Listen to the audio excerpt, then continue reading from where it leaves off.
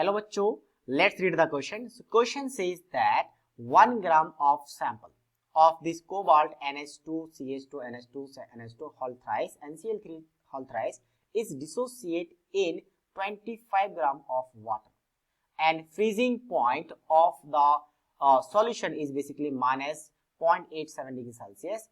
How many ions are produced per mole compound? Per mole compound if value of Kf is given of water is 1.866 degree Celsius पर molar.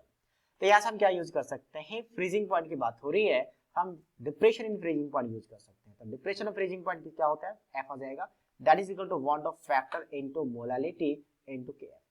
तो ये want Hoff factor क्या बताता है, number of ions कितने बनेंगे। अब यहाँ पे डिग्री ऑफ डिसोसिएशन नहीं बताया है कि इसका डिग्री ऑफ डिसोसिएशन 100% है, 20 है या क्या है।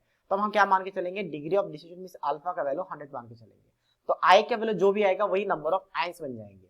तो डिप्रेशन इन फ्रीजिंग पॉइंट कैसे निकालते हैं, तो आपका प्योर फॉर्म में यानी कि वाटर का फ्रीजिंग पॉइंट तो 0 होता है, minus of freezing point of the solution क्या होता है आपके पास, माइनस ऑफ 0.87 गिवन है।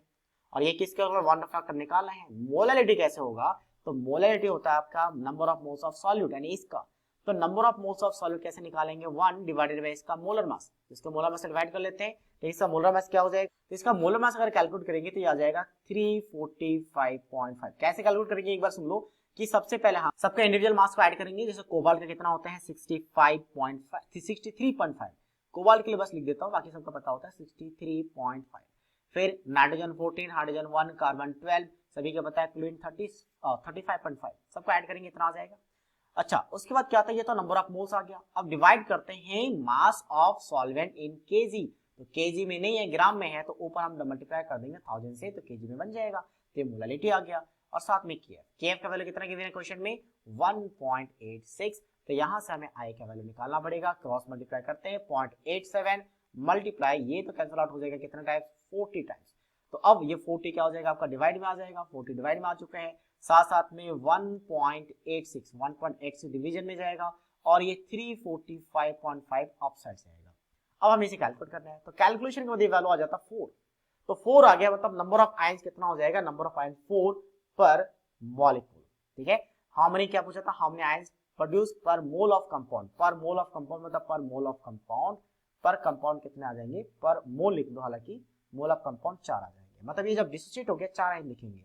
तो एक्चुअल में ये किस तरह से प्रेजेंट होता है कि कोबाल्ट के साथ इसको शॉर्ट में लिखा जाता है इन, इथाइलिन डाइमीन कहा जाता है, ये थ्राइस है और ये इस फॉर्म में प्रेजेंट होगा Cl3। तो ये कॉम्प्लेक्स कभी ब्रेक नहीं होता, तो कॉम्प्लेक्स के बाहर जो आयंस है वो ब्रेक होते हैं। तो An होल थ्राइस है, इसमें चार्ज आ जाएगा +3 का, तो एक आयन ये बन गया और 3 टाइप्स ऑफ Cl नेगेटिव, मतलब 3 आयन यहाँ पे, तो टोटल 4 आयन बन जाएंगे, इस फॉर्म में ब्रेक होगा। तो that means 4, that means option C is the right answer of this question. So I hope you understood it well, all the best.